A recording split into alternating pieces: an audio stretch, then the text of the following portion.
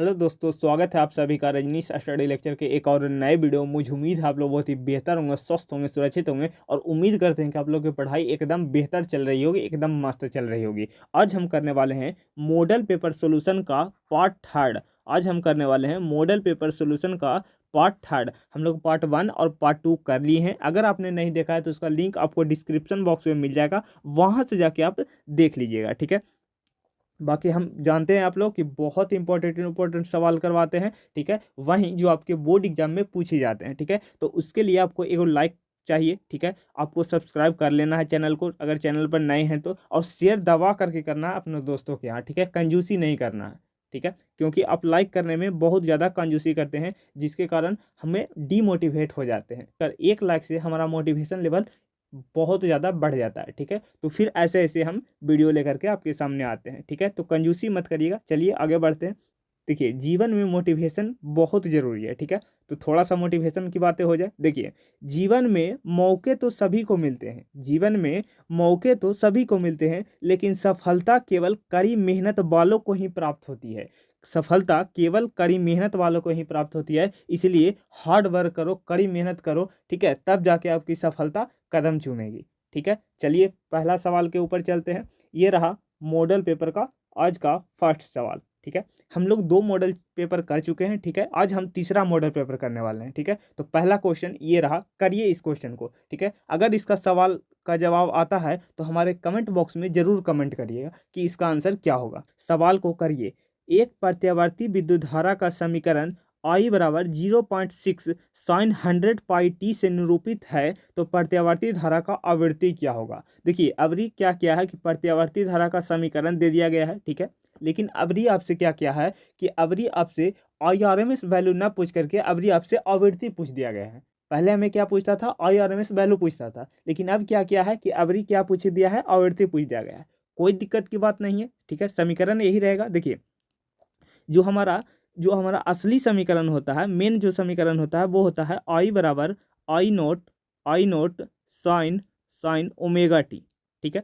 आई note क्या है भैया, आई नोट है शिखर धारा, आई नोट है शिखर धारा, आई नोट है शिखर धारा, ठीक है। कोई दिक्कत की बात नहीं। अब देखिए, टी के छोड़ करके जो भी है वो सब ओमेगा है। टी को छोड़ करके जो भी है वो सब के सब क्या है, ओमेगा है। मतलब ओमेगा का मान कितना हो जाएगा, ओमेगा का मान हो जाएगा 100 पाई, ठीक है। और देखिए, जो आवृत्ति होता है, जो फ्रीक्वेंसी होता है, वो एफ बराबर होता है, एफ बराबर होता है ओमेगा बटा 2 पाई, ओमेगा बटा 2 पाई। अब कहाँ से आया, देखिए, अब ये कहाँ से आया। देखिए, जो होता है ओमेगा बराबर होता है, ओमेगा बराबर होता है वो 2 पाई एफ होता है, 2 पाई एफ होता है, ठीक है। तो यहाँ से ये हम लोग निकाल लिए, ठीक है। देखिए, अब हमें आवृत्ति चाहिए, आवृत्ति चाहिए, ठीक है। तो ओमेगा का मान कितना है, 100 पाई, तो ये हो जाएगा 100 पाई, ठीक है। नीचे कितना है, 2 पाई, ठीक है। पाई से पाई तो मर गया, ठीक है। और ये 2 काट देगा इसको 50 बार में, ठीक है। तो आंसर कितना आ जाएगा, 50। यानी कि ऑप्शन कौन सा करेक्ट हो जाएगा, ऑप्शन इसका बी हमारा राइट आंसर हो जाएगा। ऑप्शन कौन सा, बी हमारा राइट आंसर हो जाएगा। इस क्वेश्चन का बी ऑप्शन राइट हो जाएगा। कैसे किए ये सवाल आपको आसानी से समझ में आ गया होगा। मेन फॉर्मूला हमारा ये होता है ओमेगा बराबर 2 पाई एफ। यहाँ पर ही आवृत्ति है, आवृत्ति को हम लोग इधर ले आए तो हो गया ओमेगा बटा 2 पाई। हम लोग मान रख दिए क्योंकि समीकरण में होता है टी को छुड़ा करके जो भी मान दिया गया है इसके बगल में क्या कहते हैं, हम लोग ओमेगा का मान रखते हैं, ठीक है। जो असली समीकरण होता है वो ये होता है। क्लियर। चलिए नेक्स्ट सवाल के ऊपर देखिए, सेकंड नंबर सवाल को देखा जाए। सेकंड नंबर देखिए, 8 कूलाम के ऋण आवेश में उपस्थित इलेक्ट्रॉनों की संख्या क्या होगी। देखो, हमको दिया गया है, आवेश दिया गया है 8 कूलाम, ठीक है, माइनस का 8 कूलाम क्योंकि ऋण आवेश है, ठीक है। अब देखिए, ऋण आवेश है, ठीक है, और हमें एन का मान अब से पूछ रहा है कि क्या होगा, ठीक है। देखिए, एक फॉर्मूला पढ़े होंगे, क्यू बराबर plus minus N E, Q बराबर प्लस माइनस एन ई, ठीक है। चलिए आगे बढ़ते हैं। अब देखिए, हमें आवेश देल है और हमें एन चाहिए, तो एन को आप एक साइड कर लीजिए, ठीक है। तो ये हो जाएगा क्यू बटा ई, क्यू बटा ई, ठीक है। अब देखिए, आवेश कितना है, माइनस का 8 कूलाम, ठीक है, माइनस का 8 कूलाम है, ठीक है। और ये इलेक्ट्रॉनों की संख्या कितना होता है, एक इलेक्ट्रॉन पर आवेश होता है 1.6 इंटू 10⁻⁻⁹ कूलाम। ठीक है, कूलाम से कूलाम ऐसे ही मर जाएगा, कोई दिक्कत की बात नहीं है। ठीक है, हाँ अब देखिए ये जाएगा तो ऊपर हो जाएगा इंटू 10, ठीक है, और हो जाएगा 80, ठीक है, 80/16 इंटू 10⁻, इसको ऊपर लेके चले जाते हैं तो ये हो जाएगा 19, 16×5 = 80, ठीक है। ये कितना आ जाएगा 5 इंटू 10⁻90। ऑप्शन नंबर ए हमारा राइट हो जाएगा। इस क्वेश्चन का आंसर ए हमारा राइट आंसर हो जाएगा। इस क्वेश्चन का ए हमारा राइट आंसर हो जाएगा। ठीक है, कैसे आया, सिंपल फॉर्मूला लगाइए, आ जाएगा। ठीक है, चलिए नेक्स्ट सवाल के ऊपर। अगला सवाल क्वेश्चन नंबर 3 कहता है आवेश का रेखीय घनत्व का मात्रक होता है। आवेश का रेखीय घनत्व का मात्रक क्या होता है? देखिए जो आवेशीय घनत्व होता है वो 3 प्रकार का होता है। ठीक है, आप लोगों ने पढ़ा होगा। पहला रेखीय आवेश घनत्व, दूसरा पृष्ठीय आवेश घनत्व और तीसरा आयतन आवेश घनत्व। ठीक है, उसमें से हमें दिया गया है रेखीय आवेश घनत्व। ठीक है, अब देखिए हम लोग रेखीय आवेश घनत्व को लैम्डा से सूचित करते हैं। लैम्डा बराबर होता है एकांक लंबाई में जो आवेश की मात्रा होता है वो होता है रेखीय आवेश घनत्व लैम्डा। एकांक लंबाई में जो आवेश की मात्रा होता है वो होता है रेखीय आवेश घनत्व, वो होता है लैम्डा। ठीक है, ये होता है इसका फॉर्मूला। ठीक है, अगर हम बात करें इसका एसआई मात्रा के ऊपर, एसआई यूनिट के ऊपर, ठीक है, एसआई यूनिट क्या होगा? देखो आवेश का ऐसे मात्रक होता है कूलाम और लंबाई का ऐसा मात्रक होता है मीटर, तो पर मीटर। ठीक है, इसको आप ऐसे भी लिख सकते हैं कूलाम पर मीटर। ठीक है, कोई दिक्कत नहीं। अब देखते हैं इसके बीमा, अब देखते हैं इसके बीमा। ठीक है, या बीमीय सूत्र। ठीक है, बीमीय सूत्र देखिए क्या हो जाएगा। देखिए आवेश का क्या होता है 80, ठीक, और एल जाएगा ऊपर तो ये हो जाएगा L-1। ठीक है, आवेश का होता है 80 और एल आएगा नीचे और नीचे से ऊपर जाएगा तो ये हो जाएगा -1। ठीक है, ये हो जाएगा इसका बीमीय सूत्र। कौन सी राशि है भैया, कौन सी राशि है? ये एक सदिश राशि है। कैसा राशि है? सदिश राशि है। ठीक है, तो अगर हम सवाल अगर हम 10 करवाते हैं तो आपको ये फील होगा कि हम लोग 10 सवाल नहीं कर करके हम लोग 20 सवाल कर लिए हैं। ठीक है, हमेशा दोगुना सवाल करते हैं क्योंकि उस टर्म से जो भी रिलेटेड टर्म आएगा आपसे एग्जाम में पूछा जाएगा वो टर्म यहाँ पर ही बता देंगे। ठीक है, चलिए आगे बढ़ते हैं। अगर इसका परिभाषा लिखने को आ जाए तो आप लोग आराम से लिख लीजिएगा। कैसे? एकांक लंबाई में जो आवेश की मात्रा होता है वो कहलाता है रेखीय आवेश घनत्व। ठीक है, तो यहाँ से आप इसका परिभाषा भी लिख सकते हो। चलिए अगले सवाल के ऊपर, क्वेश्चन नंबर 4 देखा जाए।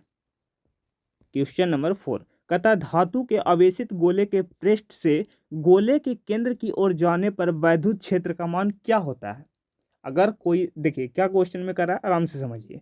ठीक है, एक गोला है जो कि चालक गोला है, ठीक है, धातु का दिया गया है और वो क्या है? आवेशित है। आवेशित होने का मतलब क्या कर रहा है कि इसके ऊपर आवेश है। और चालक गोला का यह खासियत होता है कि इसको अपन जो भी आवेश देते हैं, इसको जो भी आवेश देते हैं इसके सतह पर एक समान रूप से वितरित हो जाता है।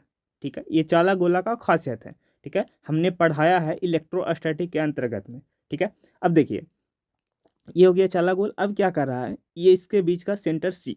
ठीक है, अब कह रहा है कि अगर हम सतह से सेंटर की ओर बढ़ते हैं, सेंटर की ओर बढ़ते हैं तो हमारा विद्युत क्षेत्र का मान क्या होगा? घटता है, बढ़ता है, उतना ही रहता है जितना पृष्ठ पर होता है कि सर्वत्र शून्य होता है? बताइए, विद्युत क्षेत्र का मान पूछा गया है आपसे। तो अंदर क्या होता है? देखिए अगर हम चालक गोला की बात करें तो अंदर विद्युत क्षेत्र कितना होता है? 0 होता है। तो अगर आप अंदर की ओर जा रहे हो तो हमेशा क्या रहेगा? अगर सतह से अंदर की ओर जा रहे हो तो अगर विद्युत क्षेत्र आपको जानना है तो हमेशा क्या होगा? 0 ही होगा, हमेशा 0 होगा। ठीक है, तो ऑप्शन नंबर कौन सा हो जाएगा? ऑप्शन नंबर डी इस क्वेश्चन का राइट आंसर हो जाएगा, ऑप्शन नंबर डी। ठीक है, ये कॉन्सेप्ट था इसका। चलिए आगे बढ़ते हैं। अगला क्वेश्चन देखिए, क्वेश्चन नंबर 5 कहता है कि विद्युत लेपन में व्यवहार आने वाली धारा होती है। विद्युत लेपन में व्यवहार होने वाली धारा होती है। क्या डीसी होती है, क्या एसी होता है, या डीसी तथा एसी दोनों होता है, या इनमें से कोई नहीं? बताइए इसका करेक्ट आंसर कौन सा हो जाएगा? कैसा धारा उपयोग करते हैं हम लोग, डीसी। तो ऑप्शन नंबर कौन सा हो जाएगा, ऑप्शन नंबर इस क्वेश्चन का ए आंसर राइट हो जाएगा। हमेशा डीसी उपयोग करते हैं, ठीक है। चलिए अगले सवाल के ऊपर देखिए। अगला सवाल क्वेश्चन नंबर 6, क्वेश्चन नंबर 6 देखिए, कहता है यदि किसी तर्क द्वारा निर्गत मतलब y का मान उसके दोनों निवेशी मतलब इनपुट गुना a इंटू वी है, अच्छा a इंटू वी है, ठीक, तो प्राप्त होता है, तो वह द्वार कौन सा है, वह गेट कौन सा है, जो आपसे पूछा गया है। देखिए y बराबर a इंटू वी किसका होता है, y बराबर a इंटू वी किसका होता है, ये होता है एंड गेट का, ये होता है एंड गेट का, ठीक है। तो इसको आप लोग याद रखिएगा, ठीक है। अगर आपसे पूछे नैंड गेट का, अगर आपसे पूछे नैंड गेट का, तो इसका क्या होता है, a इंटू वी के ऊपर क्या कर दीजिए, रेखलिंग खींच दीजिए या बार खींच दीजिए, ठीक है। अगर पूछे और, ठीक है, अगर पूछे और क्या होता है, और मतलब और चाहिए हमें, तो a प्लस वी हो जाएगा। ऐसे करके हम लोग ट्रिक बना देते हैं याद करने के लिए, ठीक है, जिससे आसानी हो जाती है। चलिए आगे बढ़ते हैं। अगला सवाल क्वेश्चन नंबर 7, क्वेश्चन नंबर 7 देखिए, कहता है दशमलव अंक पद्धति में संख्या 27 की द्विधारी पद्धति समतुल्य कौन सी होगी। संख्या 27 का आपका द्विधारी पद्धति क्या होगा, जो आपसे पूछा गया है। देखिए बड़ी आसान है, ठीक है। इसको निकालने के लिए कैसे निकालते हैं, देखिए इधर लिख देते हैं 27, ठीक है, और इधर हम लिखते हैं शेष, इधर हम लिखते हैं शेष, ठीक है। शेष हमेशा कट ही जाता है, कोई दिक्कत की बात नहीं है, आप लोग समझ जाते हैं कि शेष लिखा गया है, ठीक है। अब देखिए इसको दो ही से काटते हैं, क्योंकि बाइनरी सिस्टम में दो ही संख्या होता है, तो दो से काटिए। देखिए दो से काटिएगा तो 13 दूनी 26, 13 दूनी 26, शेषफल कितना बचा, 1, 6 दूनी 12, शेषफल कितना बचा, 1, ठीक है। अब देखिए 3 दूनी 6, शेषफल कितना बचा, 0, 2 एकम 2, 1 1, यानी नीचे से लेकर ऊपर तक गिन दीजिए तो ये हो जाएगा 1 1 0 1 1, ये हो जाएगा इसका द्विधारी। तो ऑप्शन नंबर कौन सा हो जाएगा, ऑप्शन नंबर डी इस क्वेश्चन का राइट आंसर हो जाएगा, ऑप्शन नंबर डी, ठीक है। कैसे निकालने, देखिए पहले तो हम लोग अभाज्य गुणनखंड नियम 27 कर दिए, ठीक है। उसको अब दो ही से हमें काटना है, ठीक है, हमें दो ही से काटना है, तो दो से काट दिए, हमें जो भी आया उसको नीचे से हम लोग ऊपर की तरफ गिन दिए, ठीक है, लिख दिए ऐसे सरिया करके, जो आया हमारा आंसर हो जाएगा, ठीक है। चलिए भाई साहब क्वेश्चन नंबर 8 को देखा जाए। क्वेश्चन नंबर 8 कहता है यदि डीएस वेक्टर क्षेत्रफल सदिश है पर विद्युत क्षेत्र वी वेक्टर लंबवत हो, मतलब डीएस और विद्युत क्षेत्र क्या एक दूसरे के लंबवत है, मतलब 90 डिग्री है, ठीक है, कोई दिक्कत की बात नहीं है। तब डीएस क्षेत्रफल पर चुंबकीय फ्लक्स क्या होगा। अब से चुंबकीय फ्लक्स होता है, चुंबकीय फ्लक्स का सूत्र क्या होता है, फॉर्मूला क्या होता है, ये होता है फाई वी बराबर V vector dot A vector, ठीक है। आप इसको ऐसे भी लिख सकते हो, आप इसको ऐसे भी लिख सकते हो बी ए कॉस थीटा, क्योंकि डॉट आता है तो कॉस थीटा आता है, ठीक है।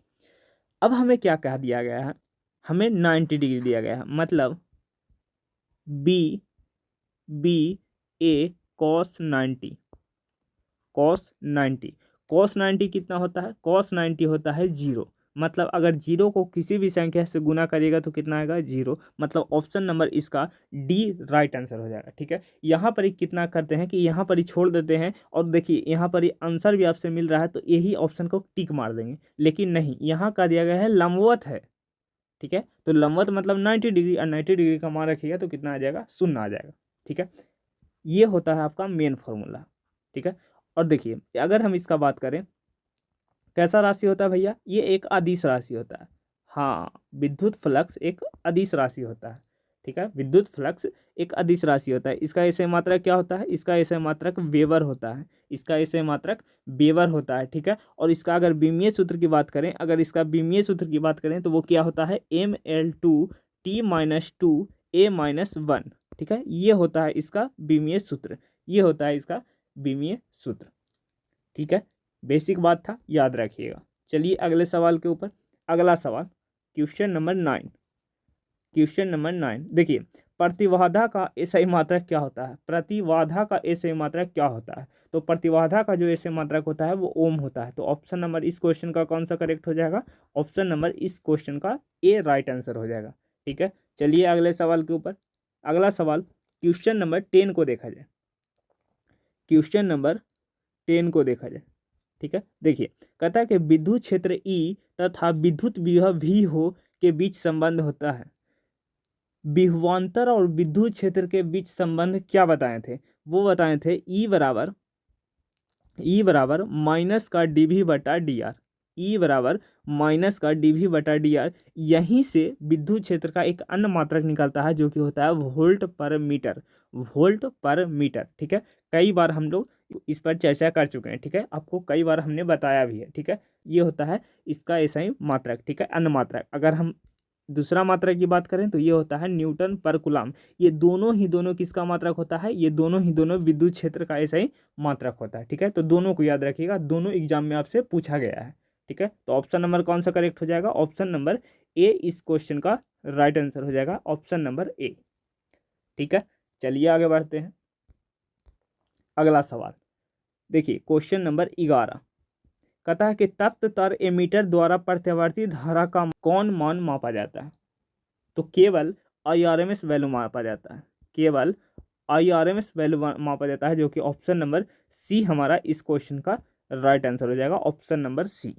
चलिए क्वेश्चन नंबर 12 को देखा जाए, ठीक है। और जोरदार सवाल है लेकिन बहुत ही आसान है भैया, इसको आप एक बार करिए तो बहुत ही आसान है। देखिए, 6 माइक्रोफैराड के संधारित्र का विभवांतर 10 वोल्ट और 20 वोल्ट है, ठीक है। कर देने पर उसकी ऊर्जा में वृद्धि ज्ञात कीजिए। ऊर्जा आपसे पूछा गया है कि क्या होगा। देखो, पहले हमको क्या दिया गया है, पहले हम गिवन लिखते हैं।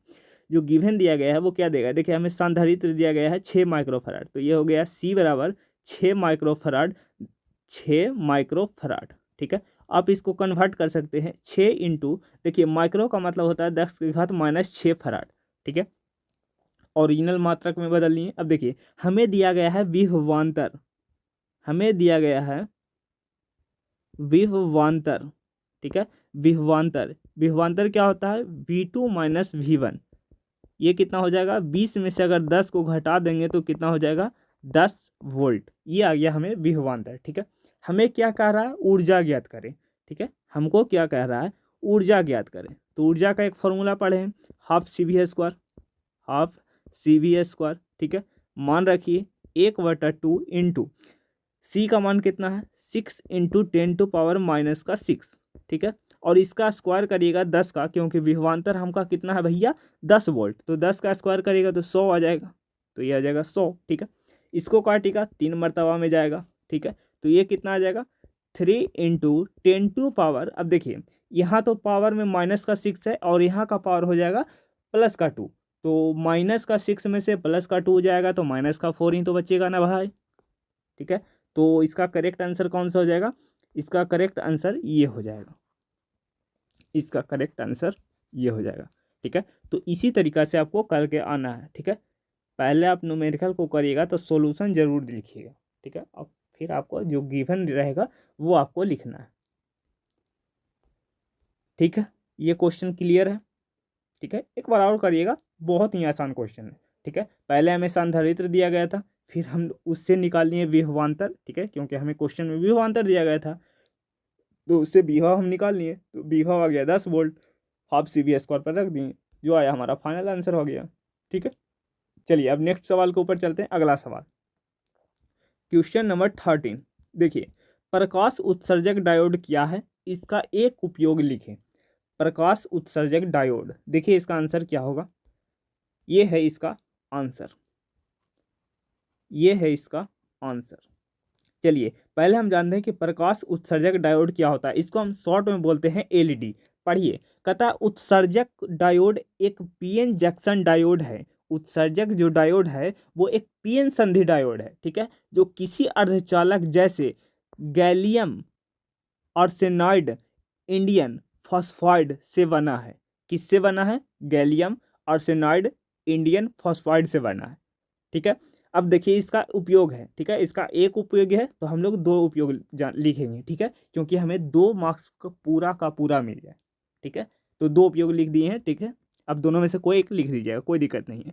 इसका उपयोग ताप्त दीप्त बल्बों में किया जाता है क्योंकि इसमें ऊर्जा की खपत कम होती है एवं इसकी आयु अधिक होती है। इसकी जो आयु होती है वो अधिक होती है, ठीक है। दूसरा उपयोग देख लीजिए, कहता है इलेक्ट्रॉनिक युक्तियों जैसे म्यूजिक सिस्टम, कैलकुलेटर में भी इसका उपयोग किया जाता है। जितने भी इलेक्ट्रॉनिक युक्तियाँ हैं जैसे म्यूजिक सिस्टम हो गया, कैलकुलेटर हो गया, इसका उपयोग किया जाता है किसका?